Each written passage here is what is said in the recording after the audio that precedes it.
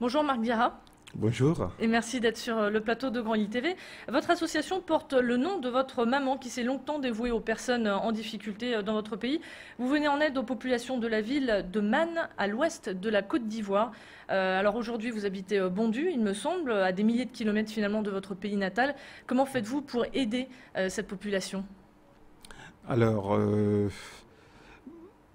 comme j'ai eu à le dire, l'association avait été créée par ma défunte mère et c'est une continuité. Aujourd'hui, étant en Europe, je me suis investi de cette mission, de cette continuité pour que les personnes dans le besoin puissent avoir une aide beaucoup plus amplifiée, surtout venant de l'Europe. Alors comment se manifeste cette aide? Vous envoyez des vêtements, vous envoyez des livres?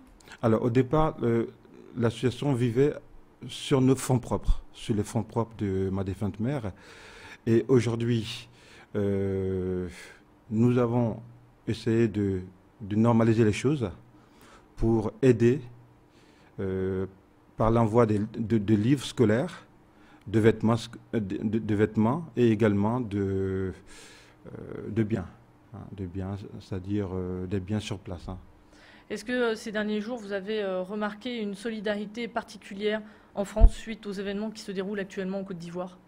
Oui, il y a eu à Bondu, du moins la ville de Bondu a participé à la journée solidarité, ce qui nous a permis d'ouvrir un stand et on a constaté une vraie générosité des Bonduois et de la communauté également vis-à-vis euh, de l'association.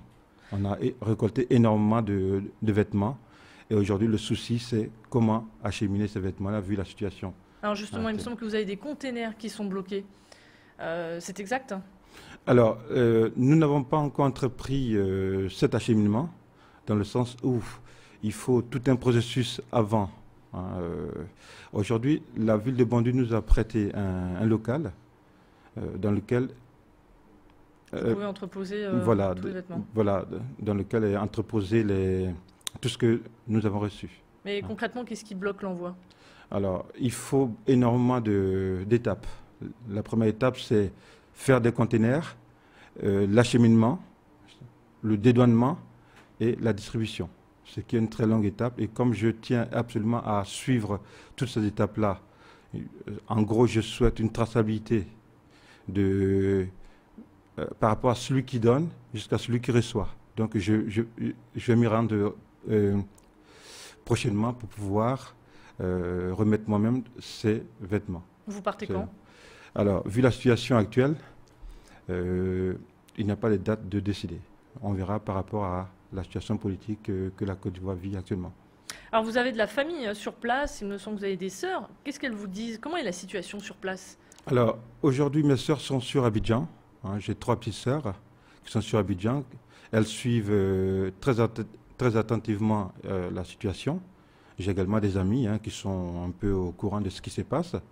Aujourd'hui, ben, les gens vivent dans la crainte, dans l'incertitude, et cela crée énormément d'angoisse. Vous avez peur pour votre famille? Oui, je dirais que j'ai peur pour ma famille, dans le sens où je ne sais pas comment se terminera cette situation, et c'est tout à fait naturel. Voilà. Alors la situation là-bas, vous l'avez dit, est tendue. On est au bord quand même d'une guerre civile. Les partisans de Laurent Gbagbo, le président sortant, souhaitent prendre d'assaut le QG d'Alassane Ouattara. Vous avez peur donc que la situation dégénère suite à cette nouvelle-là? Oui, je ne suis pas rassuré ces derniers temps des messages que j'entends à la radio et à la télévision des partisans du président sortant, M. Laurent Gbagbo, dans le sens où euh, depuis un moment on entend des discours de haine contre l'Union européenne, la France, et cela ne me rassure pas du tout. Aujourd'hui, je pense qu'on essaie de déplacer le débat. Il y a eu des élections claires, transparentes et démocratiques en Côte d'Ivoire.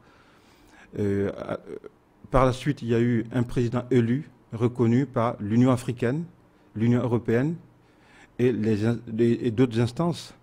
Et aujourd'hui, il faut focaliser le débat sur ce qui s'est passé. Aujourd'hui, on a un président élu, reconnu par la communauté internationale, et c'est le président Dramane Ouattara. Donc je pense qu'il faut le soutenir aujourd'hui. Selon vous, quelle sera la sortie de crise? Je pense que, d'après les informations que j'ai, on risque de virer vers un affrontement militaire, malheureusement. Alors, est-ce que ce conflit divise aussi les Ivoiriens qui se trouvent chez nous, sur la métropole lilloise? Non, non, pas forcément. Je pense qu'il y a des points de vue qui sont différents. Mais il y a eu, du moins il y a eu des débats très passionnés.